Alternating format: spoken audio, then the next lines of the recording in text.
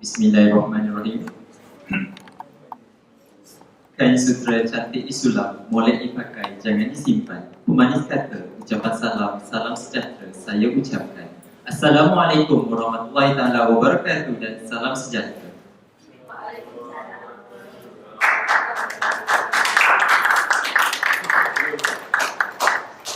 Terima kasih dan selamat datang saya ucapkan kepada semua hadirin ke Forum Jati Usahawan.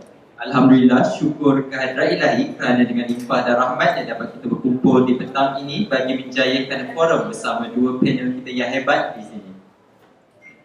Untuk makluman para hadirin sekalian, Forum Jati Usahawan yang diadakan pada petang ini adalah bertujuan untuk mendapatkan ilmu dan pengalaman daripada dua panel kita mengenai perjalanan liku-liku jatuh bangun mereka sepanjang menjalankan perniagaan dalam tempoh pengajian di UKM. Dalam masa yang sama, diharapkan perkongsian panel kita dapat meningkatkan lagi kemahiran keusahawanan khususnya dalam diri pelajar UKM, dan terakhir adalah untuk menambah baik program keusahawanan CHESMAT hasil daripada pemantauan serta ulasan panel kita. Sebelum saya meneruskan ke sesi perkongsian, rasanya molek untuk saya memperkenalkan terlebih dahulu dua jejaka panel kita pada petang ini. Panel pertama diberi nama Encik Faik binti Syamuddin yang merupakan pengurus MF Empire. Assalamualaikum Encik Faik, sihat? Waalaikumsalam, Alhamdulillah sihat. Terima kasih semua yang sudi hadir pada hari ini. InsyaAllah kita akan teruskan dengan kita punya sesi untuk petang ni. Terima kasih Encik Faik. Panel kita yang kedua pula ialah Encik Aidil Izham bin Riza, pengasas Aidil Food. Assalamualaikum Encik Aidil.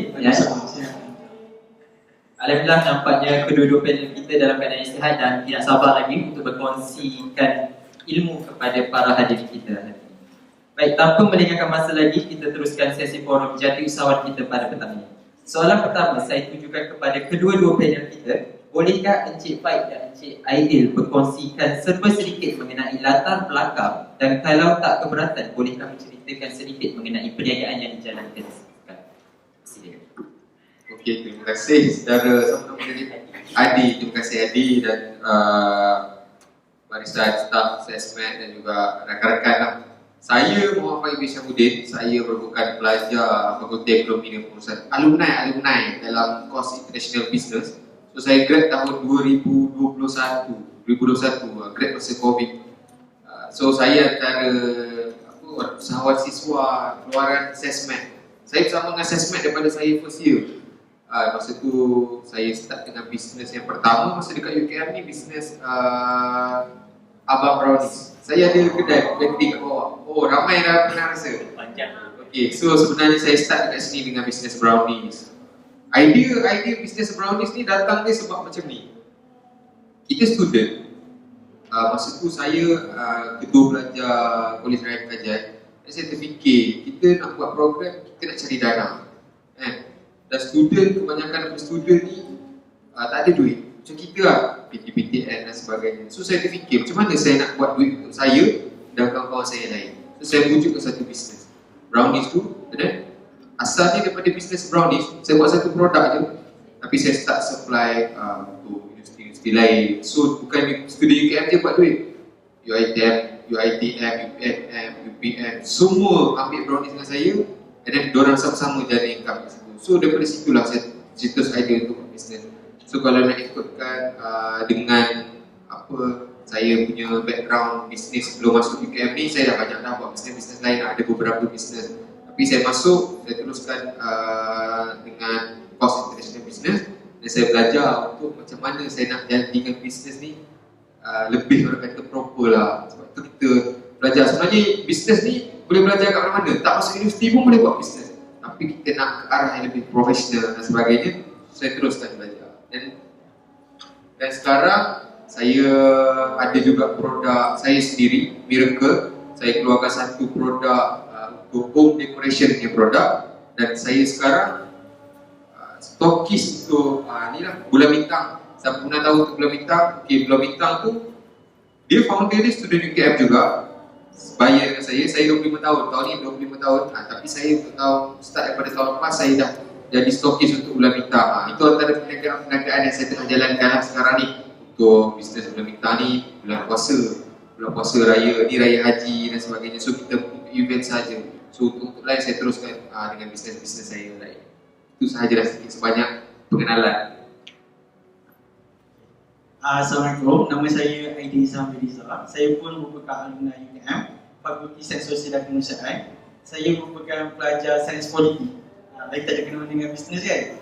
Okey, jadi macam mana saya boleh terlibat dengan bisnes ni? Sebenarnya, dulu masa saya daripada lepas SPM, saya diploma dulu.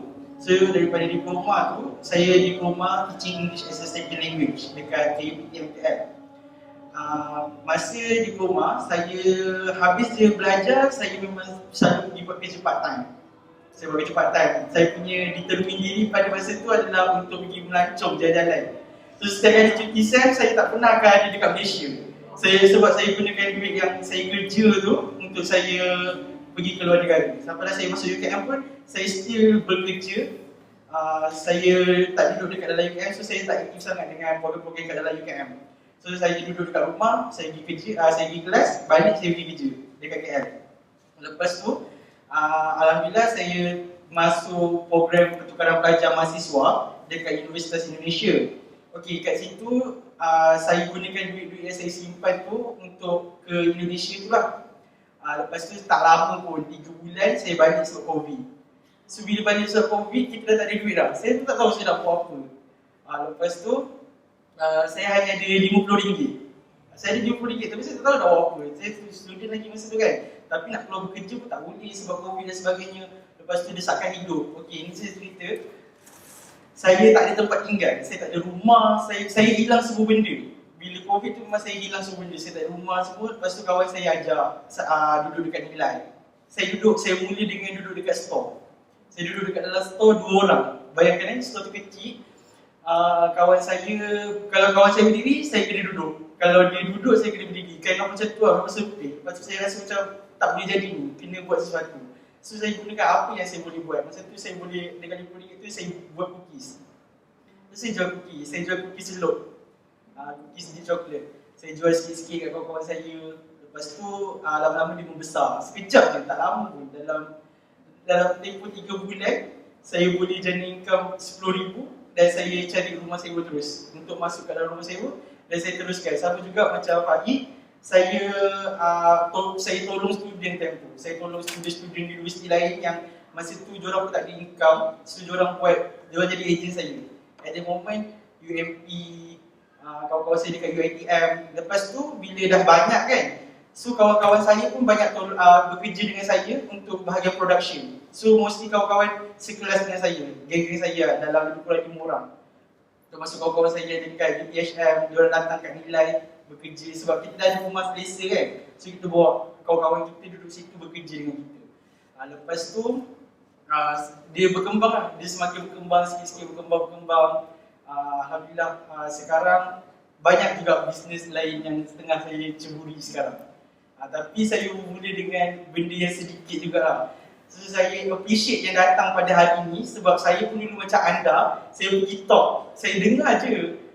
Tapi macam ni bila kita pergi talk macam ni kan, kita akan rasa betul ke orang ni? Betul ke? Aku tak dapat pun benda yang sama, umur sama je lebih kurang kan? Tak, sebenarnya benda tu dia bermula dengan diri kita sendiri. Macam ni kita nak menggerakkan diri kita. Baik, terima kasih di atas sedikit latar belakang pengenalan berkenaan dengan perniagaan Encik Faiz dan Encik Aidil. Okey, soalan seterusnya ni saya nak ajukan pada Encik Faiz. Memandangkan Encik Faiz ada kata yang permulaan perniagaan dijalankan pada tahun pertama pengajian, kalau tak salah saya. Adakah masa tu, soalan saya, macam mana dengan keluarga? Adakah mendorong ataupun ditentang? Soalan orang kata antara soalan-soalan popular ni. Saya tertarik dengan idea cakap tadi. Dulu kita orang macam ni lah, datang dengan talk, orang panggil jumpa kan. Lepas tu kita rasa macam, tapi saya suka macam ni. Masa saya masuk UKM, saya ada satu mindset. Saya masuk ke MMM, saya kata satu hari nanti aku nak keluar universiti, aku nak jadi orang hebat. Bila kita berimajinasi macam tu, sentiasa dengan pemikiran kita train kita punya minda. Setiap hari kita akan fikir sebagai seorang champion untuk menjadi seorang yang berjaya. Saya pernah duduk, semua orang pernah lalui MMM, semua orang pernah masuk kelas dan sebagainya. Dan kita fikir, bila ada seorang panel datang cerita dia buat duit 10,000, 100,000, macam mana kita nak jadi macam dia? Sebenarnya semua dia kat sini je, macam mana kita train. So daripada situ saya masuk UKM, saya jadi bukan macam diri saya. Dulu nak cakap depan orang saya segan, tapi saya kata, okey, kat sini tak ada siapa kenal aku. Masa ni lah aku nak buat diri aku. Sebelum saya masuk kepada soalan tadi, sebab saya nak bercerita, sebab saya tertarik dengan poin dia. Semua orang rasa macam nak berjaya, tapi macam mana nak berjaya? Sebab itu adalah salah satu proses. Macam kita cerita, satu hari kita nak income kita 10,000, tapi nak capai 10,000 kita kena dapat dulu income sebulan 100, 500. Semua orang akan melalui fasa tu. Kegagalan, kesusahan dalam bisnes, semua orang akan tempuh. Dan orang kata nak buat 1 juta yang pertama dalam hidup sangat susah, tapi juta-juta yang seterusnya senang. Sama lah nak dapat gaji 1,000 yang pertama, 10,000 yang pertama. Proses dalam bisnes. So soalan tadi, adakah family? Sebenarnya saya mula bisnes ni dengan duit PTPTN je. PTPTN masa tu dia dapat masuk sekaligus untuk 1 sen. Saya gunakan semua duit tu, saya pump pada bisnes. Masa tu saya dah tak ada duit dah. Saya fikir kalau hari ni saya tak buat sale, saya tak ada nak beli makanan dah. Sebab duit semua saya dah invest. Sebab saya gunakan apa yang ada kat tangan je. Duit PT, duit belanja. So masa tu memang orang kata gamble lah. Sebab bila kita ni ada dalam keadaan terdesak, susah, otak kita ni akan berfikir dengan cepat. Contoh, lecturer bagi assignment, kita suka buat last minute. Kita akan jadi orang yang paling perform bila kita buat last minute. Sama macam exam. Orang yang study last minute ni, dia akan gunakan sebaik mungkin apa yang dia ada untuk belajar.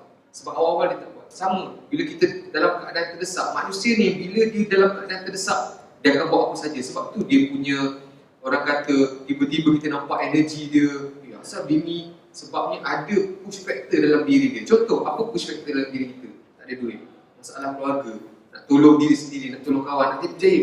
Itu semua akan jadi push factor. Kadang-kadang kita nampak orang berjaya ni, kebanyakannya background dia family susah, kan? Sebab apa? Ada something dalam diri dia menyebabkan tolak dia ke depan. Kadang-kadang kita terlalu selesa. Ada juga satu stigma dalam hidup ni. Orang selalu cakap, dia tak apalah dah berjaya, dia anak orang kaya. Saya tentang ayat tu. Sebab apa? Memang dia berjaya. Orang kaya, dia berusaha, dia akan terus berjaya. Sama macam kita. Cuma kita punya journey adalah berbeza. Mungkin kita tak ada family background yang kaya, kita sendiri tak banyak duit, tapi kita kena ingat, kita ada usaha, kita boleh usaha untuk kita berjaya. Mungkin dia sebab dia kaya, so dia gunakan apa yang dia ada. Mungkin kita boleh buat macam saya daripada family yang biasa-biasa, saya pun tak ada apa, tapi saya ada satu semangat. Dan saya push diri saya, push untuk kita berjaya. Kita kena tahu satu je, matlamat kita esok nak jadi apa. Sebab saya pernah cakap, setiap kali talk saya akan cakap macam ni, satu hari nanti keluar daripada universiti, aku tak nak penuhkan industri yang sedia ada. Kita sekarang ni sama je, habis belajar kita nak apply kerja dan sebagainya. Kita tahu kat luar sana nak dapat kerja susah, nak demand. Aku nak cipta satu industri baru untuk aku dan kawan-kawan. Macam kita cipta bisnes kita sendiri, ibarat kita hidup dengan satu ekonomi kita sendiri. Tapi Alhamdulillah, menjawab pada soalan Adi tadi, family dia tak akan support kita selagi kita nampak result dia. Itu sebenarnya normal. Macam mana kita nak percaya? Samalah, mesti dia akan ada satu, orang kata, mindset kerja, government, kan? Kita untuk, itu adalah untuk stable. Dia, mak ayah kita sentiasa rasa kita ni kecil. Kita dah umur 40 pun dia akan rasa kita kecil. Macam mana? Dengan tunjukkan result. Sebab tu bila saya buat bisnes, saya tunjukkan result dia. Bulan-bulan kita bagi. So dia kata, mana datang duit? Inilah duit yang kita buat bisnes. So sama, orang bila kita buat bisnes, orang tak akan percaya, orang tak akan yakin pun dengan apa yang kita buat. Kecuali bila dia nampak, dia dah start pakai, dia dah start ada aset dia sendiri, dia start beli benda tu, dia start beli situ. So daripada situ dia dapat, oh ini bisnes dah stable. Sama macam mak ayah kita pun. Jadi nak yakinkan dia, kita kena tunjuk satu result. Mau kita boleh buat. Dan support akan datang kemudian. Samalah kawan-kawan dan sebagainya. Sebab itulah bila kita nak buat bisnes, jangan jangan pernah meletakkan semangat kita tu di atas seseorang. Sama macam bercinta lah, kita mengharapkan pada pasangan kita. Jangan letakkan bisnes tu, contoh, dia lah menyebabkan aku buat bisnes. Tak, letak pada diri kita. Sebab diri kita je yang ada dengan kita sampai bila mak ayah, kawan-kawan tu semua takkan tak ada. Semua akan pergi.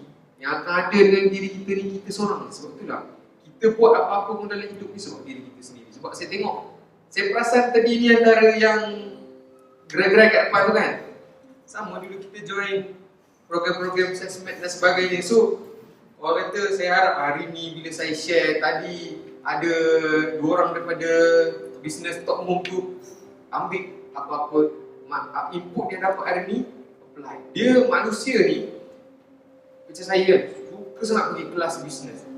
Tapi apa yang membezakan orang yang masuk kelas tu adalah orang yang buat walaupun sikit berbanding dia tahu banyak, satu pun tak buat. Itu saja. Terima kasih Encik Faiz. Ada tambahan ke daripada Encik Aidil? Okay, saya tambah sikit lah. Sebab Faiz cakap tadi kan, dia ada 2 PTPT kan, sama je. Kita macam mana kita as a student kan, dengan kawan-kawan kita tak boleh lah, mungkin ada PP, ada JP, ada MARA kan. Okay, kita boleh jadi ordinary student yang hanya menggunakan RM10 setiap hari cukup. Faham tak? Masa kita belajar tu cukup takat tu. Tapi kita nak lebih daripada tu. That's why lah, macam saya cakap, kalau saya hari tu saya cakap saya ada RM50 tu kan. Okay, kalau hari tu saya hanya duduk diam sahaja, saya tak buat apa-apa, mungkin saya takkan mampu miliki apa yang saya ada sekarang ni. That's why, betul cakap Faiz tadi, desakan hidup bukan desakan hidup sebenarnya. Apa yang kita nak capai dekat matlamat hidup kita tu penting. Lepas tu, berkait dengan soalan family, sama juga. Saya pun datang daripada family yang biasa-biasa. Family saya tak support saya untuk buat bisnes. Even saya dah buat income RM60,000 sebulan, ayah saya tu tak tanya saya, tak nak kerja kerajaan ke? Tapi apa, sama je, kita kena buktikan kat diorang, kita kena memberi balik. Bila diorang tengok kita dah stable, sebab bisnes saya ada jatuh bangun. Kita ada jatuh bangun kita. So kat situlah parents kita rasa macam dia bukannya tak mendorong kita, tapi dia nak yang terbaik untuk anak dia. Tapi diri kita ni kita kuat untuk buat bisnes ni, bukan benda yang senang. Macam semua orang kalau tengok kan, semua orang pernah melalui zaman-zaman susah, zaman kejatuhan. Tapi ingat jangan takut untuk jatuh. Sebab bila kita jatuh, kita dah buat contoh, kita dah buat RM10,000 yang pertama, lepas tu kita jatuh. Kita tahu macam mana kita nak buat RM10,000 yang kedua. Kita tak mula dengan kosong, tapi kita dah berada ke atas. Ibarat kita naik bukit, kita jatuh, kita dah tahu tak track tu macam mana kita nak naik balik dekat atas. Jangan risau, kita semua boleh berjaya. Terima kasih Encik Faiz Aidil atas bakar semangat bagi saya. Itulah tu, saya setuju dengan apa yang dikata kebanyakan family. Tak kata family, siapa-siapa je pun rasanya mungkin dia pun nak yang terbaik untuk anak dia. Walaupun orang kata umur 40 sekalipun, masih anak kecil di mata dia orang. Baik, seterusnya soalan ni saya rasa saya ajukan pada Encik Faiz lah. Mengenai tadi Encik Aidil disebut pasal jatuh bangun apa semua. Mungkin boleh dikongsikan bersama dengan para hadirin sekalian mengenai jatuh bangun sepanjang menjalankan perniagaan itu. Jatuh bangun semua orang ada. Saya pun ada cerita saya sendiri dalam bisnes. Kita buka bisnes, kita tutup bisnes, kita buat begitu, kita rugi dan sebagainya. Itulah manis dalam bisnes. Kita tak boleh expect untuk kita sentiasa dalam kita punya perjalanan bisnes, kita tak boleh nak expect semuanya indah, semuanya profit. Sebab kenapa wujud rugi, untung dan rugi adalah itulah bisnes. Bahawa kerugian itulah masa kita belajar untuk kita buat duit, untuk kita berjaya. Dalam hidup ni, kita kena expect yang kita kena gagal.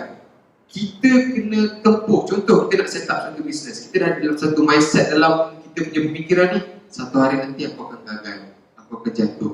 Otak kita akan berfikir macam mana tak nak jatuh, tak nak rugi, tak nak bankrupt dalam hidup ni. So kita dah tahu apa yang kita akan lalui, so kita akan ada plan. Contoh, sebab kita tak boleh nak fikir, okay, kita ada bisnes, kita plan macam mana untuk buat duit je, tapi kita tak plan macam mana kita nak bersedia kalau kita jatuh satu hari nanti. Sebab tu dalam bisnes ni kita kena ada plan A, plan B. Macam saya, contoh saya paling dekat bisnes yang saya buat baru-baru ni adalah bulan bintang, bulan puasa. Saya buat plan untuk saya punya team. Saya ada 6 plan, 6 strategi untuk sale. Kita tak boleh nak expect 6 plan plan kita tu berjaya, kita kena ada backup plan macam mana. Contoh macam-macam. Saya pernah berniaga masa PKP. Waktu tu bisnes orang kata tengah sedap lah. Saya terpaksa tutup saya punya bakery sebabnya bakery saya dalam UKM. Masa tu saya punya order untuk sebulan tu dah penuh untuk sebulan. Awal bulan tu dah full untuk full month. Tu first saya dapat order yang macam tu. Sampai penuh saya dah boleh supply sampai kata okey, ini je production yang kita mampu buat dengan team yang saya ada, dengan barang saya ada. Tapi bulan tu pula COVID, 17 dan bulan 3, saya ingat lagi. Masa tu lockdown 18 tak silap. So bayangkan, kita tengah best. Masa tu kita dah tahu dah bulan ni aku akan dapat profit banyak ni, sale aku akan banyak ni. Tapi kita terpaksa tutup. Tapi itu yang best ni. Satu hari bila kita dah kena lalui balik benda tu, tak apa lah. Kita dah tahu lah macam mana nak overcome situasi tu. Orang yang sentiasa berjaya ni, dia akan rasa takut jatuh. Tapi orang yang dah jatuh ni, dia akan steady lah. Dia jatuh, dia boleh naik balik. Sebab itulah kita kena, kadang-kadang saya bersyukur juga sebab saya mula daripada bawah. Jadi saya tahu macam mana suasana kat bawah tu best sebenarnya. Itulah jenis dalam bisnes. Bila orang tu naik terlalu tinggi, tahu-tahu dah dekat atas, dia kadang-kadang dah terlupa nak pandang ke bawah tu macam mana keadaan ke bawah. Tapi kita daripada bawah, so satu hari nanti bila kita berjaya, jangan lupa balik. Inilah situasi kita orang dulu. Pergi kelas, kita join, dengar apa orang cakap, input tu yang kita ambil, yang kita belajar. Kadang-kadang kita belajar daripada cerita kegagalan ataupun kejatuhan orang. Itu pun boleh kita ambil sebagai orang kata langkah untuk kita berhati-hati. Tapi cerita pengalaman orang dengan pengalaman sendiri ni berbeza. Sebab tu saya kata tak ada masalah untuk gagal dalam hidup ni. Sebab kita, selagi kita hidup, kita boleh dan tidak berjaya. Yang penting setiap kali kejatuhan tu kita jangan stop. Sebab itulah orang kata boleh kata titik permulaan terus berjaya lagi. Baik, terima kasih Cik Faiz di atas perkongsian mengenai jatuh bangun perniagaan. Baik, saya balik kepada Cik Aidil. Saya ingin tanyakan satu soalan. Di sini, apakah orang kata, adakah menjalankan perniagaan semasa menjalankan perniagaan di dalam tempoh pengajian itu suatu cabaran yang besar ataupun ada cabaran lain yang mungkin ada bersama? Okey, apa dia kita buat setiap ada cabaran kan. Tapi saya pun tak tahu nak cakap macam mana. Okey, bayangkan masa saya buat bisnes online, saya dengan 5 orang student tau. Kita orang ni buat cookies sambil buka online class. Macam bila tak tahu lah, macam dia kita ada determine kita. So kita mampu buat benda tu. Kita boleh buat. Tak ada kita ada asbab kita kan. Sebab masa tu saya ada 90 ejen tau. Bayangkan, okey, saya pergi student exchange dekat Indonesia. Lepas tu bila balik ni, saya punya tekad adalah saya nak habiskan juga belajar. Sebab selalu kalau pergi student exchange, pasti akan drag. Sebab kita tak cukup kan. Tapi saya bayangkan saya ambil 9 subjek pada semester terakhir, termasuk dengan pelatihan ilmiah. Dengan saya ada 90 ejen.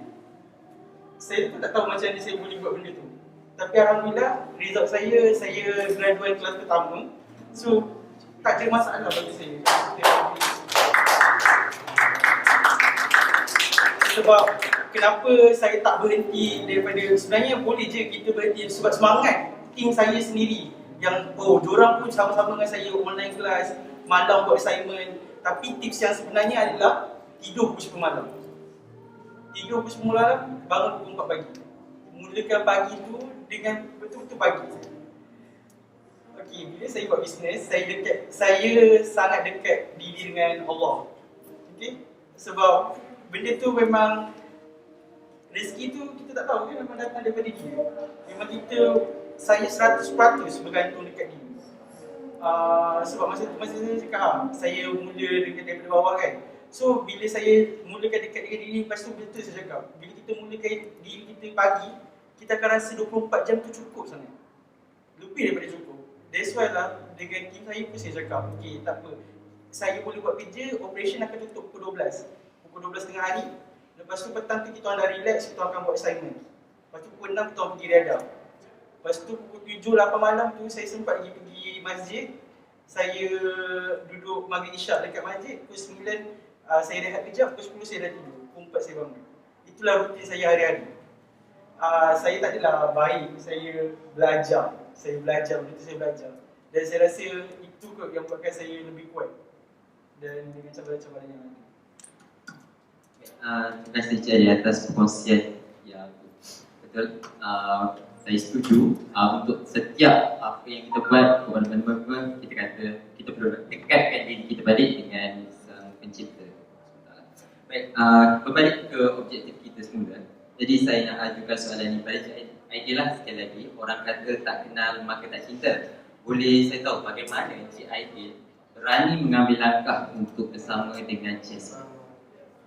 Okey, cerita pasal SESMAD, saya tak pernah tahu pun kewujudan SESMAD. Saya tak pernah tahu pun kewujudan SESMAD. Sampailah pada satu hari saya College Dato' On ada buat talk bisnes macam ni. Panel saya adalah Prof. Dr. Noor. Lepas tu bila saya tahu masa saya dekat College Dato' On, masa saya bagi talk tu, masa tu saya tengah celaru sangat. Sebab saya tak tahu macam mana saya nak teruskan bisnes saya. Sebab kita serabut banyak kerja dengan latihan ilmiah dan sebagainya kan. Jadi bila Dr. Noor ajak saya datang ke SESMAD, saya pergi SESMAD sebab saya jumpa Dr. Noor dengan Dr. Azri, saya bercerita dengan diorang. Apa masalah saya hadapi? Sebab bila kita buat bisnes, kita perlukan mentor. Kita perlu datang talk macam ni sebab kadang-kadang kita tak tahu apa hal tuju kita dan sebagainya. Kita perlu pendapat orang lain. Kita perlukan mentor. Jadi Dr. Noor dengan Dr. Azri bagi tahu saya, okey buat macam ni ke, buat macam ni. Dan saya balik nilai balik. Saya buat masa tu saya datang jumpa doktor, saya pinjam kereta kawan saya sebab saya tak mampu nak beli kereta sendiri. Kali kedua saya datang SESMAD, saya dah beli kereta sendiri dah. SESMAD memang banyak bantu. Kepada usahawan kat sini, duduklah dengan golongan-golongan usahawan. Dekat situlah saya kenal dengan Pak Ip. Saya bermula bila macam Pak Ip cakap tadi, bila kita bermula daripada bawah, kenapa kita sentiasa pandang bawah? Bila kita berada kat satu tahap, saya jumpa Pak Ip, saya rasa dia lagi hebat daripada saya. Saya kena kejar dia lagi. Macam tu. Lepas tu bila kita dah ada kat atas, kita akan jumpa orang lagi hebat. Kita akan rasa diri kita ni kerdil. That's why kita akan terus untuk memajukan diri kita.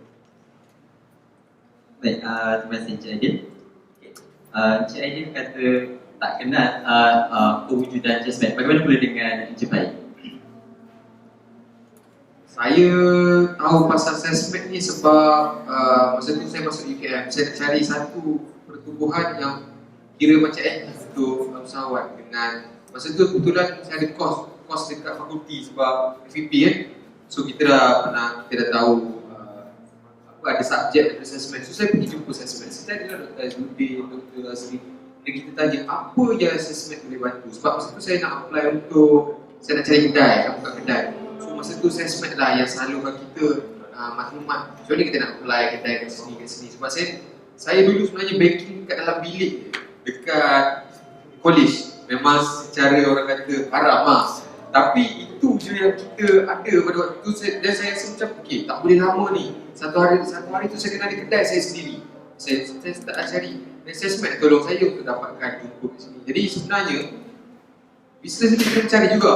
Kita jangan mengharapkan dia datang kan. Sebab bila kita tengah susah, masa-masa tu lah kita rasa macam susahnya nak dapat. Dan kita akan start untuk cari. Dan bila kita dah okey sikit, benda lain akan datang pula.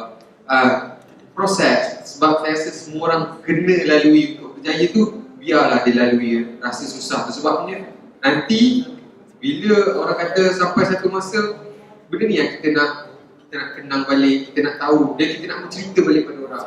Sebenarnya bisnes tu tak adalah semudah, tapi tak adalah sesusah sangat nak buat. Semua orang boleh buat, tapi dia kena ada orang kata kena committed lah. Dan bisnes ni dengan diri sendiri juga kita nak buat. Sebab tu saya cakap kita kena tahu apa matlamat kita hujung sekali. Kita nak hidup ni, kita nak ke mana? Kita nak bawa diri kita ke mana? Kadang-kadang semua orang nak buat bisnes tapi dia tak minat. Jadi bila dia tak minat, dia tak boleh nak adapt. Kalau lah satu hari nanti dia jatuh, dia ada masalah dengan bisnes, bila dia buat benda yang tak minat, dia susah nak teruskan.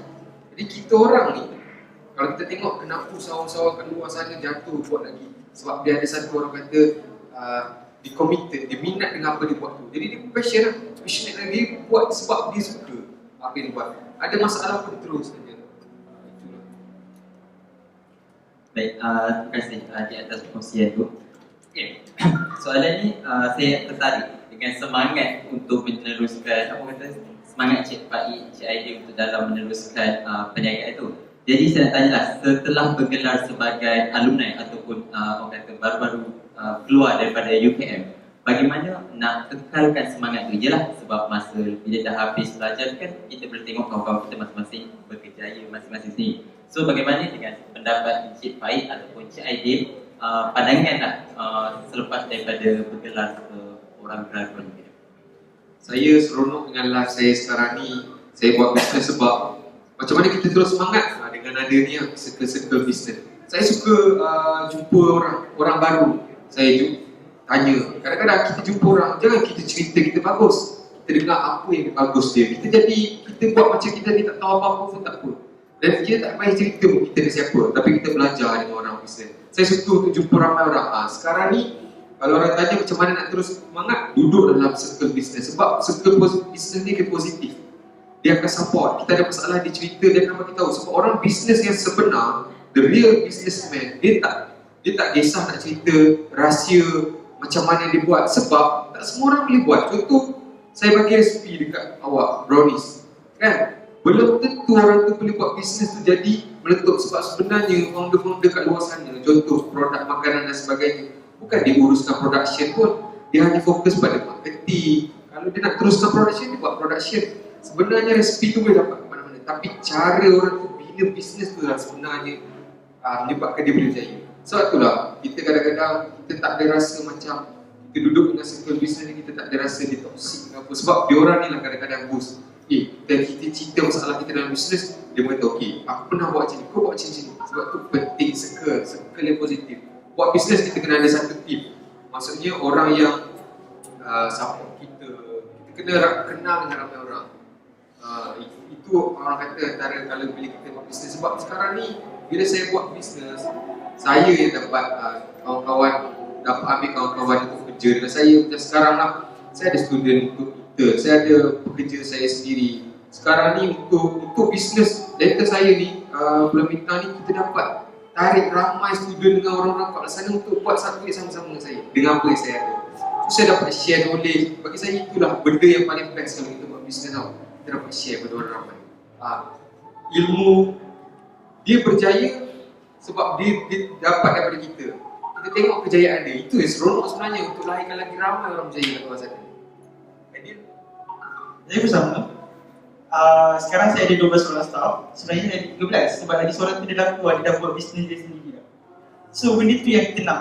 Kita nak sama-sama berjaya. Bagi saya daripada belajar pun, kalau orang datang dengan saya mesti bagi je.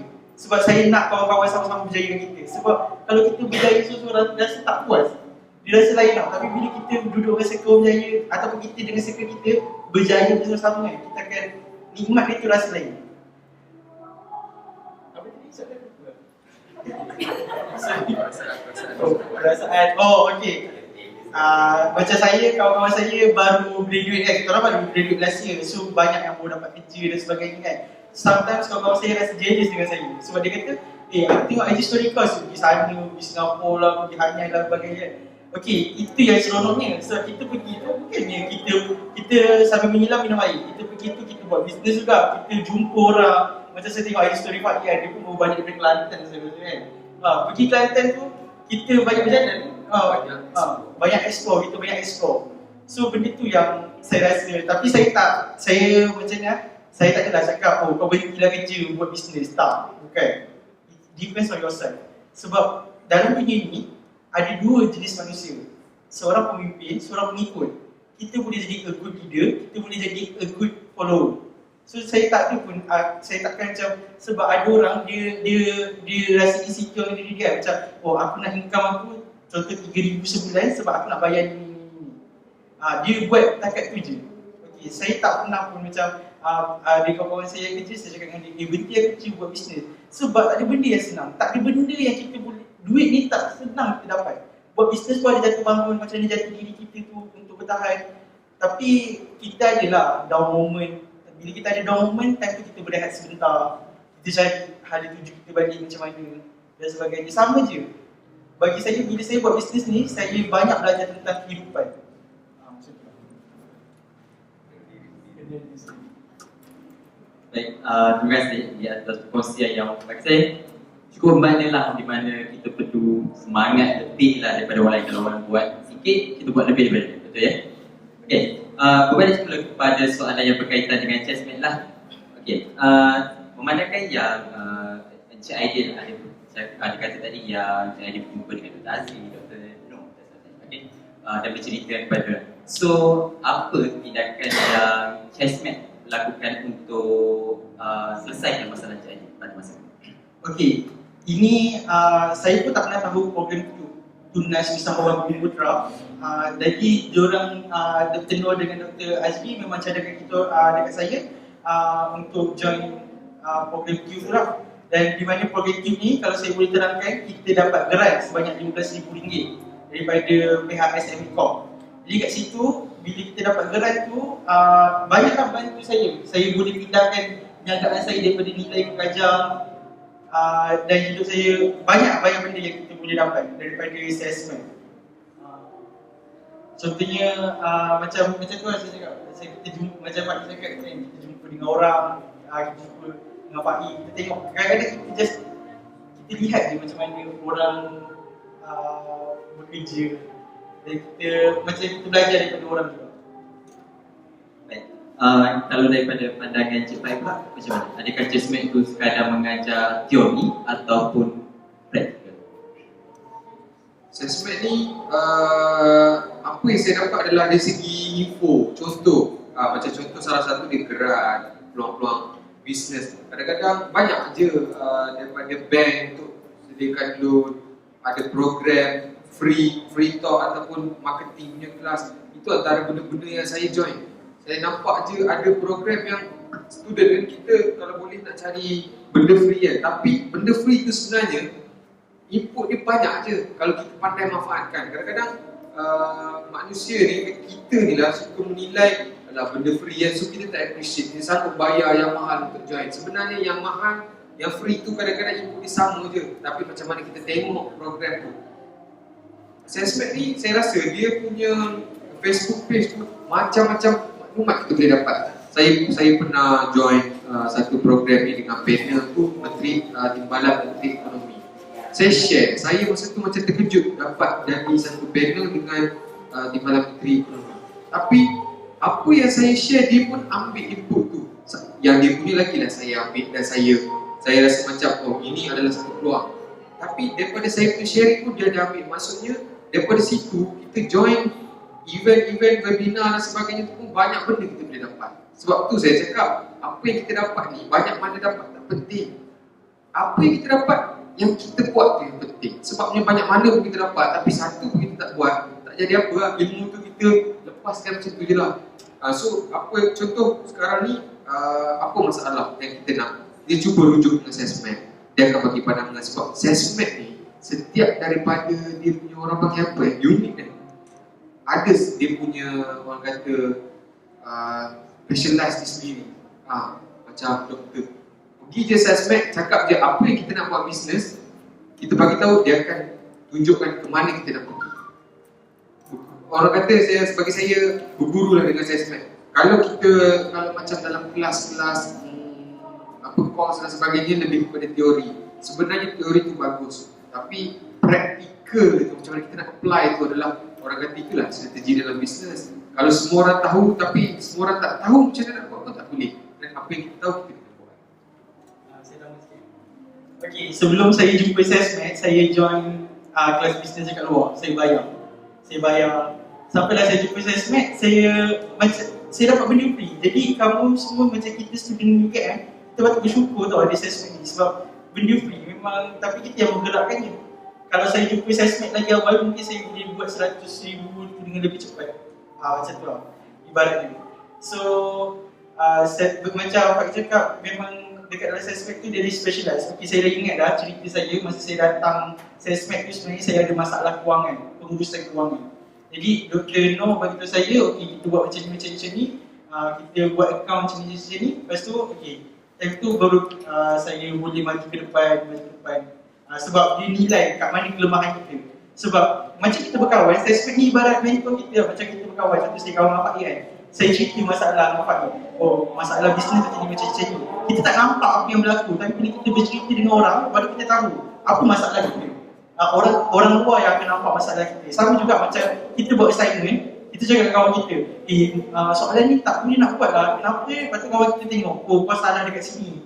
Kita tak nampak sebab kita rasa kita buat benda yang betul. Macam tu lah. Terima kasih di atas perkongsian lah mengenai sedikit sebanyak tentang kegunaan ataupun kata kelebihan berguru dengan Jasmine. Baik, memandangkan sekarang kita masih lagi dalam keadaan orang kata endemik, di fasa endemik COVID-19, boleh saya tahu bagaimana perniagaan Jepai ataupun Cik Aidil ketika berlaku kejutan perubahan keadaan daripada orang kata mungkin dulunya menjalankan perniagaan secara offline, tiba-tiba kena ke online, ada sukar atau macam mana? Sebenarnya bila perubahan mengejut tu kita tak expect kan, tapi itulah bisnes kan, kita kena sentiasa bersedia. Kita kena fikir apa yang tak jadi. Tapi bila dalam fasa contoh kita bisnes offline, kita jual seri bakery kan, macam tu lagi, masa tu lagi kita akan start belajar macam mana kita nak digital kita punya bisnes. Dan kita dah start explore dunia bisnes digital, kita start buat bisnes online. Itu sebenarnya peluang. Daripada masalah yang datang tu lah, usahawan nak jadi usahawan, dia kena sentiasa nampak setiap daripada masalah tu adalah peluang dalam hidup dia. Dia kena switchkan benda tu. Sebab tu saya cakap, setiap daripada masalah yang datang, kadang-kadang dia kena rasa macam, oh inilah peluang. Dia rasa macam, dia kena berfikir macam mana masalah ni dia nak turnkan kepada duit.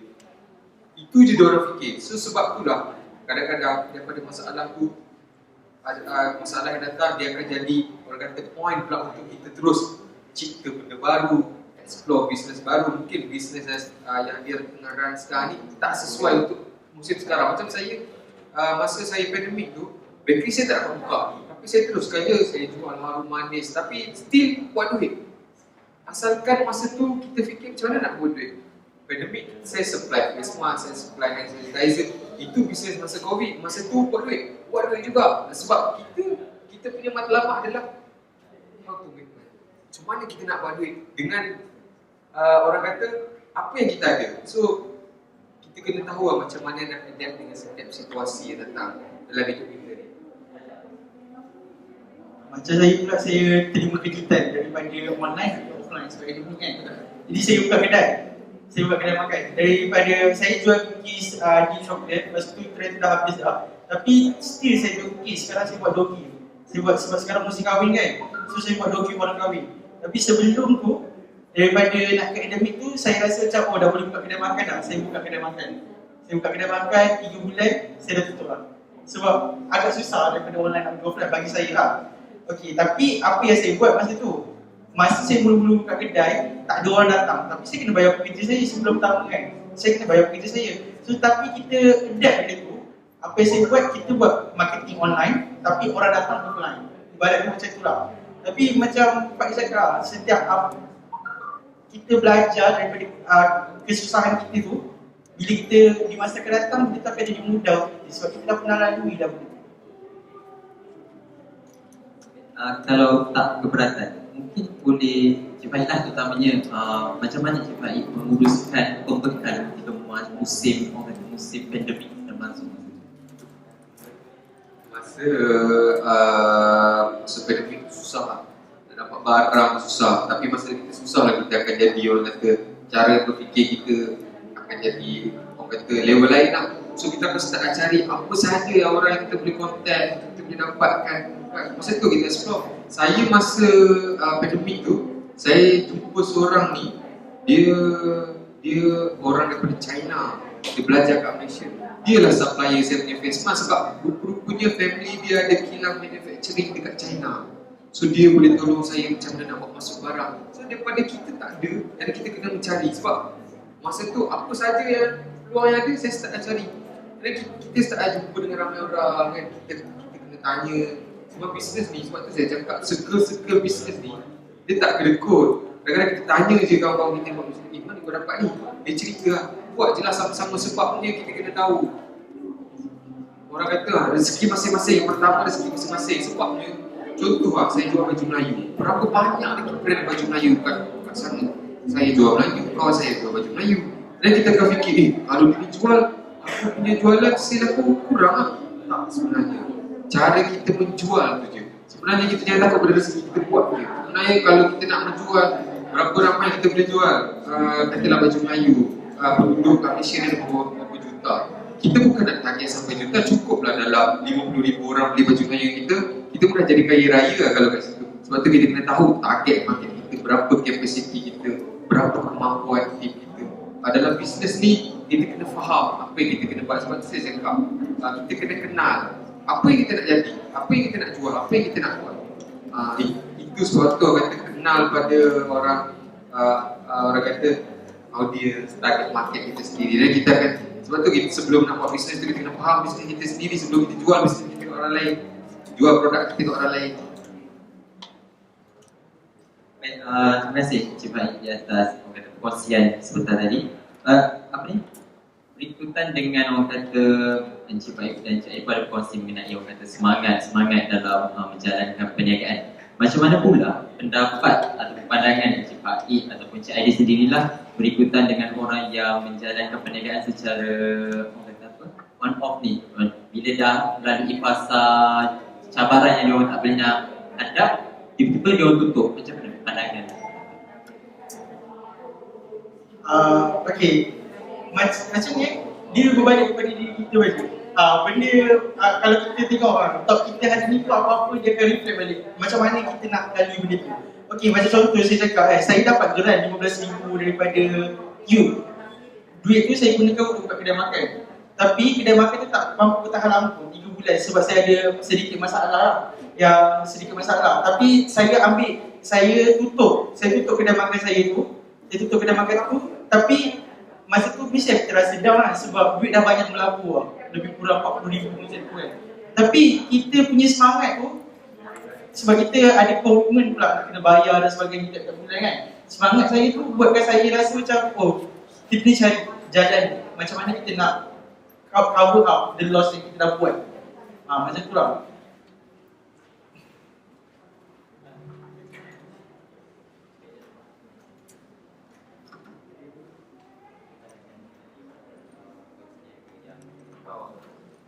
Bisnes biasa dah tu kadang-kadang dia rasa apa yang dia buat ni tak kena. Dia rasa macam orang ni buat bisnes profit. Sebab tu dia kena ingat dia kena buat tu buat sungguh-sungguh. Jangan orang ni buat ni dia tengok ini buat duit, ini buat duit, tapi bisnes yang dia tengah buat ni dia tak buat habis lagi. Sebab tu kadang-kadang kita tengok orang buat bisnes dia dah stable ke satu bisnes, dia buat bisnes lain. Sebab apa? Dia tahu ada lagi peluang. Tapi bila kita dalam fasa permulaan, buat dulu apa yang kita buat sehabis baik. Dan dah sampai satu masa yang kita rasa kita dah bersedia untuk buka bisnes baru, teruskan. Tapi janganlah kita merasakan bisnes ni lagi betul daripada aku buat ni. Ini macam membenarkan je, ini lagi best ni, lagi senang. Tak semua benda senang sebab kita tak dalam situasi dia. Kadang-kadang kita merasakan orang punya bisnes tu senangnya tahu-tahu dia buat duit. Tapi sebenarnya apa yang dia lalui tu tak sama macam kita lalui. Dan kita pun tak melalui apa yang dia lalui. Mungkin kita tak sesuai untuk bisnes yang macam tu. Kan? Ada yang apa yang kita, sebab tu saya cakap buat apa yang kita minat. Sebab apabila apa saja yang datang dalam kita punya bisnes tu yang kita kena hadap, kita seronok lah. Sebab kita boleh, kita tahu macam mana nak adapt dengan situation tu. Orang cakap gambar api dia sampai ke pakai rumah.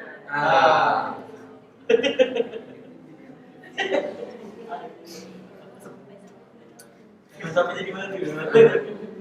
Buat sungguh-sungguh lah. Tak kisah dalam apa saja. Contoh kalau kita nak, saya tambah sikit kalau macam kita kerja sekalipun, jadikan orang yang paling top dalam kita punya company tu. Kalau kita kerja dengan orang, kalau kita kerja dengan government, make sure kita jadi pegawai yang paling tinggi. Maksudnya apa sahaja yang kita buat dalam hidup kita ni, jadi yang paling terbaik. Sebab kita kena ingat, kita tak nak jadi orang kebanyakan. Kita nak jadi orang yang lagi hebat pada orang lain. Sebab apa? Manfaat dia besar. Kita dapat share untuk diri kita dapat bantu keluarga kita dapat. Dia sebenarnya yang best bila berjaya ni, kita dapat bantu orang lagi ramai.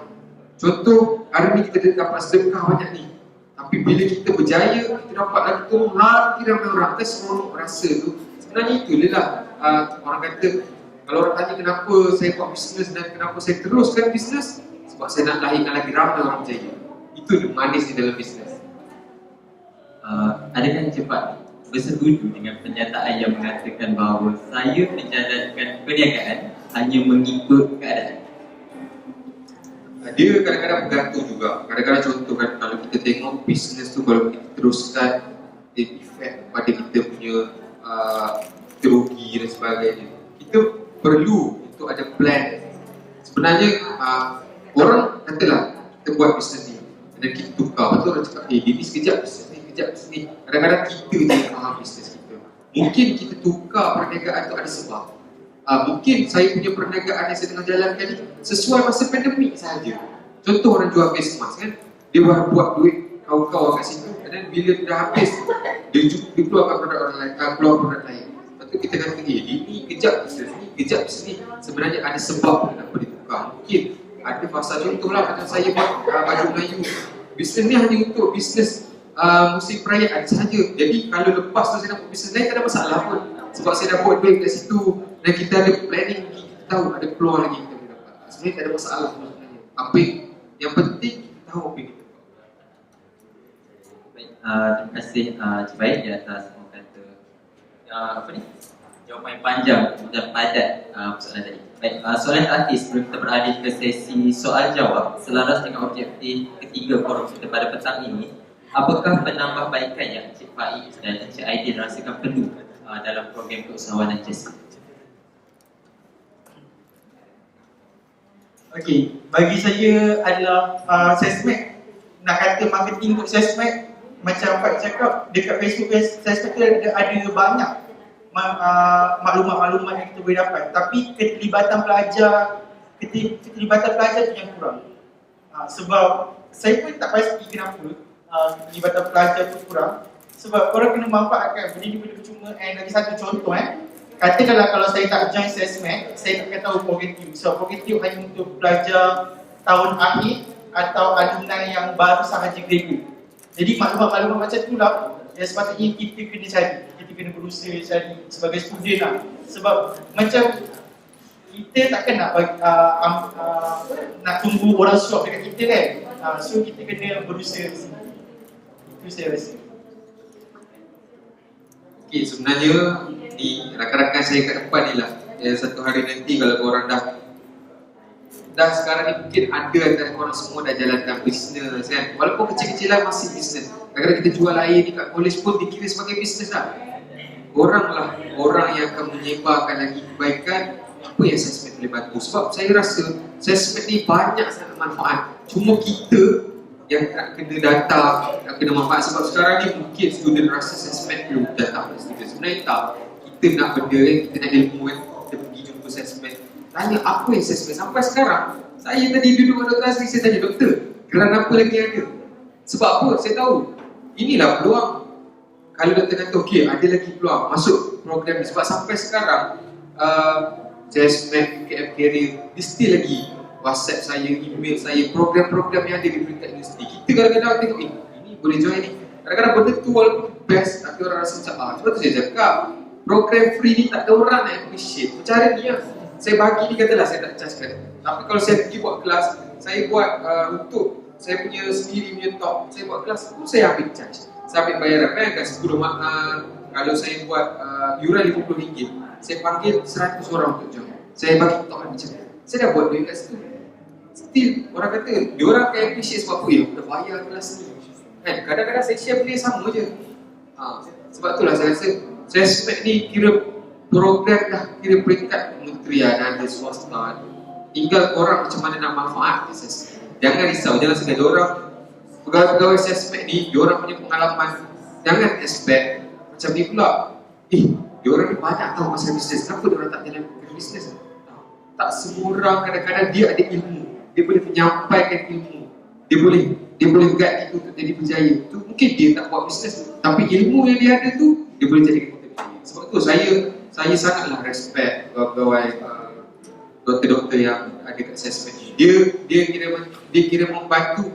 Sampai sekarang dia tak ada pun pernah minta apa-apa bayaran ataupun apa-apa tak pernah minta apa-apa daripada kita. Cuma dia nak tengok student-student dia assessment ni. Bila dia kata, oh inilah student assessment yang berjaya. So saya harap semua rakan-rakan saya kat sini yang datang hari ni, satu hari nanti, korang pula kat tempat saya, kat tempat sini, ceritakan pengalaman bisnes korang. Best tanya. Apa yang kita ada, kita share tentang kita tanya.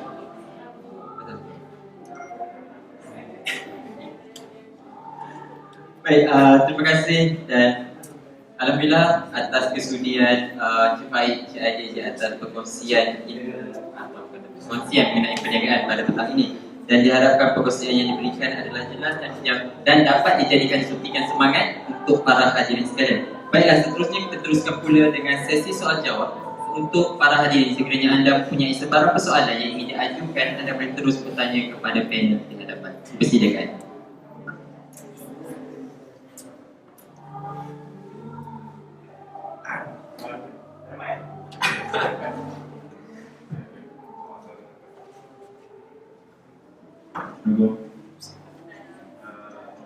Saya Faiz. Saya dua soalan. Soalan pertama, panjang pengalaman cikgu lah kan. Boleh tak cik macam compile kan banyak pengalaman tu, apakah satu kunci utama for your success today lah, yang rasa paling penting sekali? Itu soalan pertama. Soalan kedua, hari ni kelas cakap tentang quality assessment kan. So kalau dari segi tuan sendiri, ada tak tuan offerkan satu peluang kepada kita orang lah? Mana tahu kan, tak ada apa-apa kan. So, dua tu lah. Apa orang kata sepanjang perjalanan bisnes ni, apa yang menyebabkan kita terus? Sebenarnya kan, apa yang menyebabkan kita terus kan untuk buat bisnes kan? Sebenarnya saya tahu matlamat saya, apa yang saya nak jadi di kemudian hari. Sebab tu saya, bila kita hidup ni, kita akan ada satu fasa yang macam aku tak nak buat apa-apa, aku tak ada rasa, tak ada mood nak buat apa-apa. Kita akan ada rasa kita punya down tu. Tapi kita kena ingat balik, apa yang kita nak buat, kemana arah tuju hidup kita ni. Sebab bila saya fikir, kalau saya macam misalnya ada team, saya ada team yang sekarang ni ikut saya buat bisnes. So bila kita fikir, kalau kita tak ada semangat, macam mana dengan dia orang? Sebab tu saya teruskan motivate diri saya. Sebenarnya saya punya semangat untuk berjaya itu tinggi. So saya rasa susah untuk saya down, untuk saya rasa macam tak semangat, sebab saya tahu satu hari nanti matlamat saya apa. Saya nak lahirkan lagi ramai orang berjaya. Macam mana kalau kita ni belum ada success story yang boleh kita cerita orang ramai? So, bila kita dalam proses bisnes ni adalah satu jenis yang sangat panjang. Dia bukannya satu orang kata destinasi. Dia bukan satu yang destinasi yang kita pergi, kita sampai dah enjoy. Dia adalah satu jenis sangat panjang untuk kita lalui. So tak ada penghujung lah. Teruskan je. Kita dah berjaya dengan satu benda, kita buat lagi. Create lagi kejayaan dan seterusnya. Sebab journey yang panjang. So itu menyebabkan saya rasa macam dah sampai sini, buat lagi. Ini bukan penghujung dia, ini bukannya manis yang kita nak dalam bisnes. Jauh lagi perjalanan. So, bila saya jelas dengan apa yang saya nak buat, itu yang menyebabkan saya terus buat dan terus buat lagi. So, kalau soalan kedua tadi, apa lagi? Kalau assessment boleh offer, saya sebenarnya macam saya cakap tadi lah, saya nak lahirkan lagi ramai orang jaya. Andai katalah, kalau ada kat sini nak ikut saya dalam bisnes apa-apa saja, saya akan drop nombor telefon sekejap lagi ataupun social media saya. Boleh follow saya, Captain Faik, CAPT, Faik, FAIQ. Saya selalu share pasal bisnes dekat saya punya Instagram. Lepas tu saya suka buat kelas. Kadang-kadang saya suka bagi sharing. Macam contoh, untuk setiap daripada bisnes ni yang saya buat, saya akan buat kelas free je. Kadang-kadang kelas saya tu 300 orang join, 400 orang join Zoom. Sebab apa? Saya share secara bercuma. Dan saya selalu share dan saya selalu minta diorang apply kan apa yang diorang belajar. Sebab ilmu yang saya share kadang-kadang sama je dengan orang lain yang buat kelas kat luar sana. Cuma beza saya punya kelas adalah free. So korang boleh follow saya punya journey bisnes. Andai kata sekarang ni saya tengah nak set up satu lagi bisnes. So kalau ada antara korang yang berminat untuk join saya, tak ada masalah. Kita akan buat sama-sama. Sebab bagi saya saya dah ada setiap daripada bisnes saya buat ni, saya dah ada success story tim saya. Orang ni berjaya, orang ni berjaya buat sale. Bulan bintang hari tu ramai, saya punya dropship lebih kurang lebih daripada 20 orang buat sale dalam masa sebulan, 5 figure, 5 angka. Bagi saya itulah yang saya nak tengok. So sebenarnya dia orang punya kejayaan tu adalah untuk saya ceritakan balik pada orang. Kan dia orang buat sale, ada buat sale 50,000 dalam masa sebulan. So itu adalah sale dia punya profit lah, dia punya kejayaan lah. Dia pula nak cerita pada kawan-kawan dia, inilah yang aku berjaya buat. Sebab apa yang saya share, saya cakap terus terang je. Kalau tak ada seorang pun berani datang ke saya cakap, kenapa aku tak dapat sale macam dia dapat? Sebab saya akan tanya satu soalan je, kau buat tak apa yang dia buat? Dia tak boleh nak jawab lah. Sebab apa? Orang tu berjaya sebab dia buat. Dan kalau kita nak berjaya, kita kena buat lah. Dan setiap orang yang ada kat depan ni, tak kisahlah usahawan yang berjaya kat luar sana, kadang-kadang kita pun tak sanggup nak lalui apa yang dia lalui untuk dia berjaya kat tahap tu.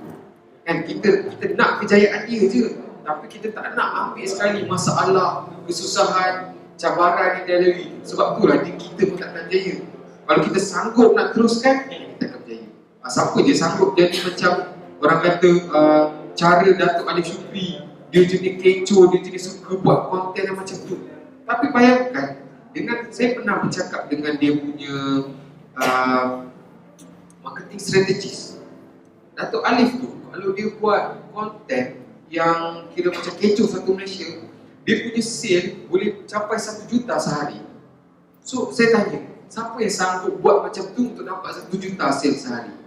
Dia cerita kat saya, dia kata sebenarnya kita ada team untuk createkan satu scene untuk orang bercakap. Kadang-kadang kalau kita tengok Nilofa buat kecoh macam ni, setiap daripada benda tu adalah orang kata marketing, ada benda yang disusun kat situ. Kadang-kadang kita ni, orang kat luar ni suka kecam, sebenarnya diorang perlukan untuk orang bercakap pasal brand tu, bercakap pasal produk. Sebab itulah saya cakap marketing, orang bercakap pasal produk tu. Kita brandingkan diri kita untuk orang bercakap pasal kita. Contoh, kadang-kadang kita kata, boleh lah dia ni siapa je tak kenal. Sebenarnya dalam proses untuk orang kenal dia buat branding. Dia buatkan orang kenal dia, bercakap dengan dia. So bila ramai orang kenal dia, apa-apa peluang yang ada kat luar sana, senang kita nak salurkan pada dia. Sebab kita tahu, dia ni boleh buat kerja. Dia ni memang boleh percaya. Dia beza antara networking dengan kroni. Ramai sangat orang cakap, buat itu kroni ni, kroni. Sebenarnya saya pun bina diri saya sendiri. Orang cakap kroni, dia kalau kroni ni dia lebih kepada dia tu tak boleh buat kerja, kita bagi je kat dia apa saja. Tapi networking ni, kita buat networking, kita bina kita punya portfolio kita sendiri. Dan apa yang kita bagus, orang bagi kat kita. Kalau orang tak kenal kita, macam mana orang nak salurkan? Contoh orang tak join salesman, macam mana salesman nak salurkan grant 15,000 tu pada pelajar? Sedangkan dia ada banyak kuartal, mungkin ada tu dari 50 slot. Macam mana kalau korang tak duduk dengan salesman nak bagi kat korang? Sebab tu saya kata kita kena sentiasa buat networking, kenal ramai orang. Sebenarnya tak rugi langsung pun kita kenal ramai. Okay.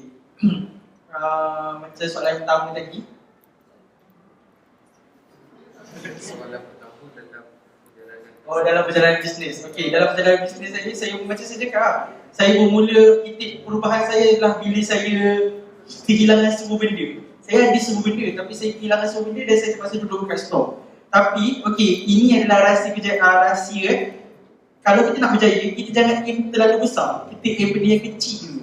Contohnya, macam mana kita nak buat 1,000 yang pertama. Kalau kita nak capai, kita terus nak buat bisnes ni, kita tulis, kita nak 10,000, nak buat 10,000. Nak capai 10,000 tu sangatlah susah. Lepas tu kita akan rasa macam, that's why lah kita akan menjawab soalan on-off buat bisnes tadi kan. So, benda tu bila kita tak capai 10,000 tu, kita berhenti. Sebab apa? Sebab kita aim terlalu jauh. Jadi kita aim benda yang kecil dulu. Kita nak buat 1,000 yang pertama. Macam Pak cakap juga, perjalanan ni takkan pernah habis. Sebab bila kita dah capai 1,000 yang pertama, itu adalah permulaan untuk kita capai 5,000 pula. Kemudian 10,000. 10,000 pergi ke 20,000 dan sebagainya. Itu perjalanan kita takkan pernah habis. So, menjawab soalan yang pertama tadi, macam tu lah saya cakap. Bila titik permulaan saya duduk dekat store tu, saya rasa saya nak perlu ada rumah, ada bilik sendiri, perlu ada rumah sendiri. So saya dah capai lah. Benda tu yang menggerakkan saya seterusnya, next dan next. Okey, kemudiannya saya nak bercerita macam saya pernah rasa down, saya tak nak buat bisnes dah. Tapi sebab saya ada tim saya sendiri dan cerita-cerita daripada ejen-ejen saya sendiri. Bila mana orang datang kat kita, dia cakap, terima kasih Aidil sebab saya dah boleh beli laptop. Dalam masa sebulan saya boleh beli laptop. Sedangkan masa tu dia jadi ejen saya jual cookies untuk RM3 je. Saya tak tahu macam mana dia boleh beli laptop. Dia boleh beli laptop. Dan benda cerita-cerita daripada orang-orang yang dengan kita ni lah yang buatkan kita terus kuat untuk terus maju ke depan. Macam kalau saya berhenti sekarang, macam mana dengan nasib 12 orang staff saya? Macam mana dengan keluarga diorang dan sebagainya. Macam tu lah. Seterusnya yang kedua, apa yang saya boleh tawarkan kan? Okey, sama juga sebab saya dah tak buka dah agent. Saya in a way untuk making a new business. Jadi kita boleh still keep in touch melalui social media, Aidil Riza. So kat situ mungkin kalau nak tanya apa-apa, saya willing untuk menjawab. Saya tak adalah waktu macam mana. Tapi kalau akan datang insyaAllah sebab saya busy sekarang.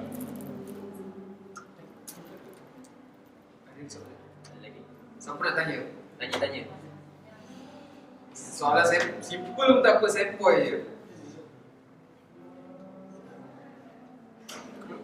Cik Pak, ini soalan daripada saya lah.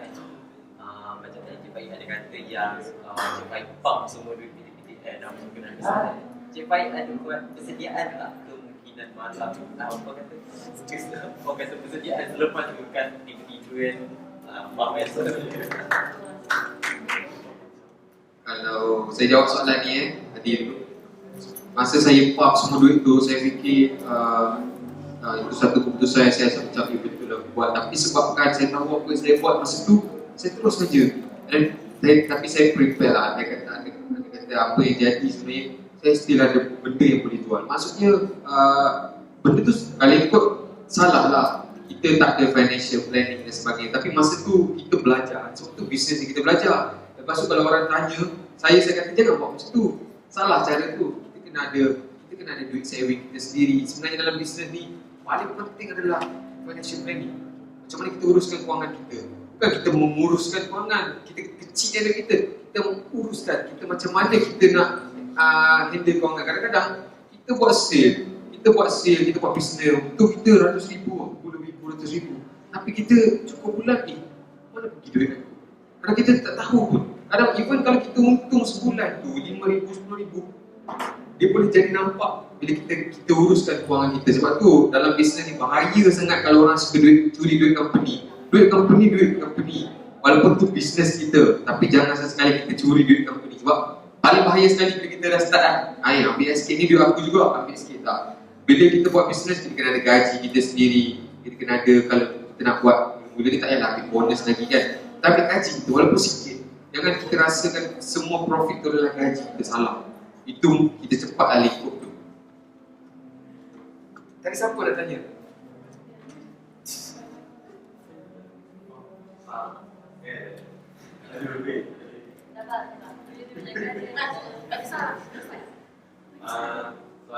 Boleh dengar? Boleh.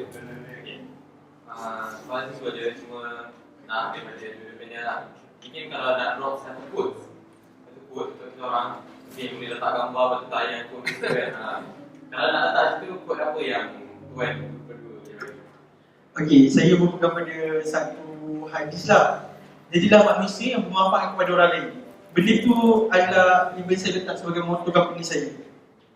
The best man is to be beneficial to others. Sebab kita memberi manfaat kepada orang lain dan macam ni nak cakap. Okey, bila kita memberi manfaat kepada orang lain, macam kita bagi ilmu, kita sampaikan ilmu dan orang tu berjaya, berkat tu, lepas tu orang tu pula sampaikan lagi kan. Itu yang saya pegang. Macam saya buat bisnes, saya kata kenapa dulu saya nak buat agent kan, sebab saya nak bantu orang lain yang kesusahan masa PKP, yang tak tahu income macam mana. So saya dah buat cookies, saya dah boleh jual cookies lah masa PKP. Dan ada market dia. Jadi saya nak bantu orang lain untuk menjadi income. Macam tu lah. Menjadi manfaat kepada orang lain. Bagus tu. Dia punya quote bagus. Saya punya prinsip dalam bisnes ni, dalam hidup lah, buat yang terbaik untuk diri kita. Sebab yang akan ada dengan diri kita ni sampai bila hanya diri kita. Buatlah sehabis baik. So kita akan tahu sejauh mana kemampuan diri kita sehebat mana kita berdasarkan apa yang kita buat dalam hidup.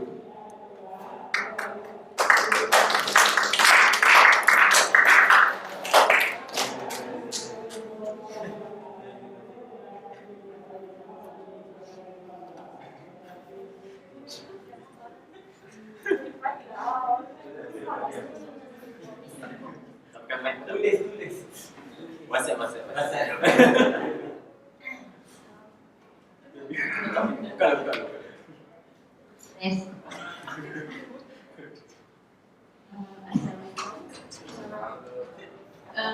Kadang kalau kita jadi dropship, jadi stockist,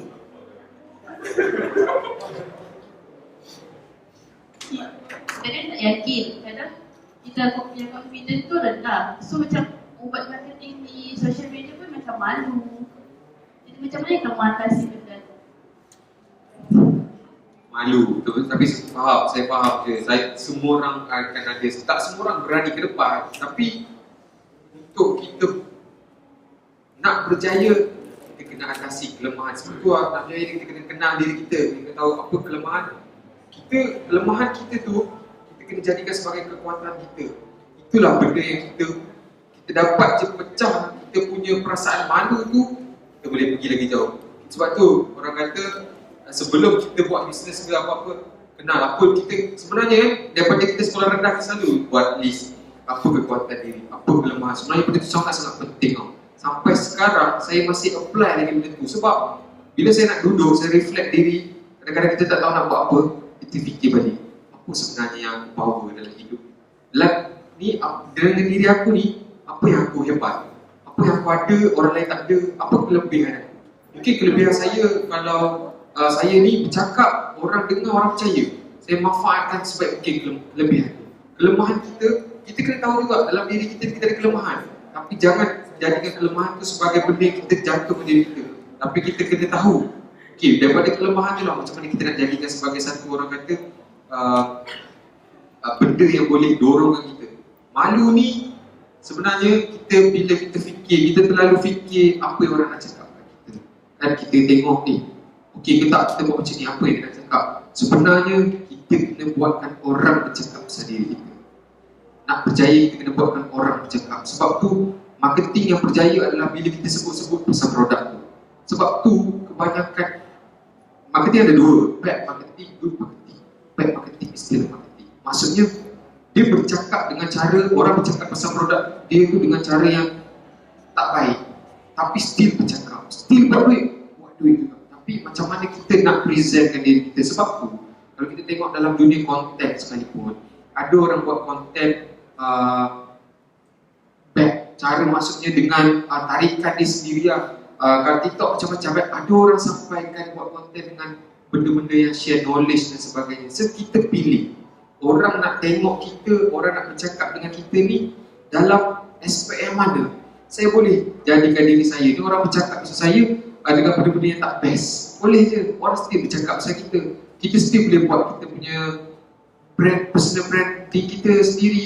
Kita boleh jadi influencer pun, tapi dengan cara. So kalau kita nak respect, kita buat diri kita dengan cara yang profesional. Jangan malu, jangan risau apa orang cakap. Sebab kita memang kena buat orang cakap pasal kita. Dan kita akan boleh jadi lagi berjaya lah. Sebab tu lah, saya kata bercakap, kalau kita pilih untuk bercakap dengan cara baik lah. Kita share knowledge apa yang kita ada. So jangan malu. Saya tahu kebanyakan daripada orang susah untuk ke depan dan sebagainya sebab dia malu.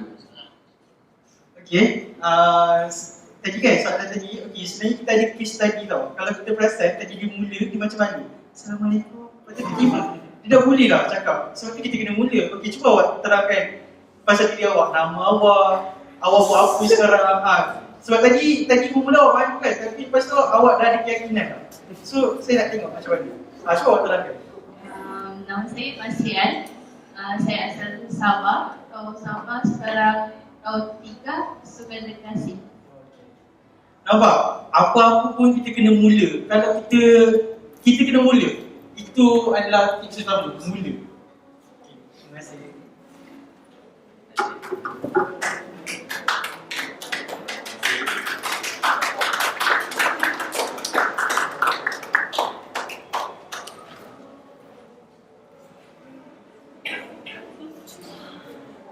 Okey. Baik. Terima kasih diucapkan ke atas kepada panel kita di atas kesudian menjawab soalan para hadirin kita, dan terima kasih juga saya ucapkan kepada hadirin kerana sudi bertanyakan soalan kepada panel kita, dan diharapkan persoalan yang menjadi tanda tanya tadi telah pun terjawab. Baik, sebelum mengakhiri sesi forum pada petang ini, saya membuka peluang kepada Encik Aidil dan Encik Faiz untuk memberi sedikit nasihat ataupun kata-kata semangat untuk dijadikan suntikan kepada para hadirin sekalian.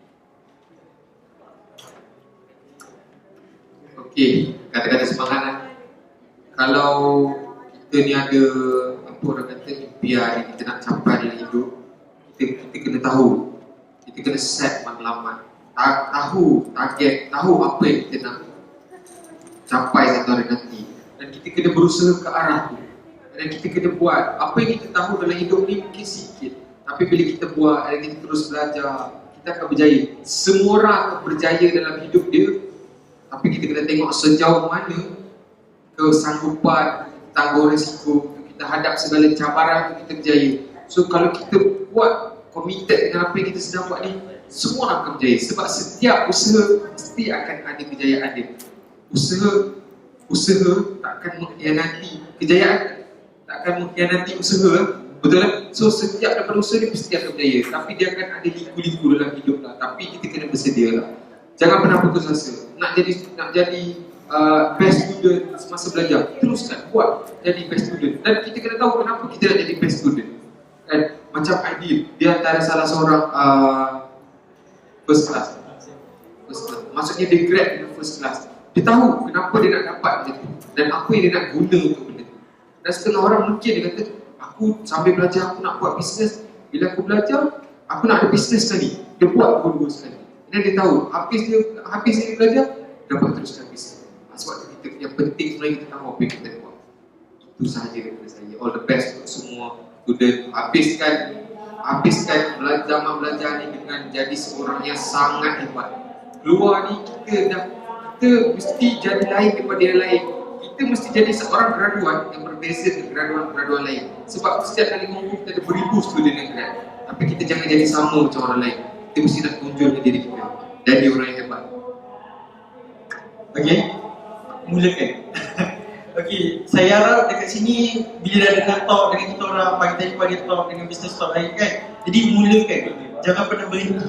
Jangan pernah rasa diri kita lemah. Jangan. Sayangi diri kita sendiri. Kita tahu apa yang kita letak target. Macam Mak Isya kata, kita letak target kita. Paling penting adalah sayang diri anda. Siapa anda nak bentukkan diri anda, nak jadi orang yang macam mana. Okey? Jadi saya harap satu hari nanti akan ada pelajar-pelajar yang dekat sini yang macam duduk dekat tempat sini pula, bagi pula peluang dekat pelajar-pelajar lain. Macam tu. Bagi talk dekat pelajar-pelajar lain. So insyaAllah saya doakan semua orang akan dimudahkan urusan dan dimudahkan rezeki. Terima kasih kepada Panel Madani dan juga kepada Sesmek, kawan ini semua. Terima kasih. Tanpa Sesmek mungkin saya takkan ada dekat sini. Saya boleh cakap tu lah. Terima kasih. Baik,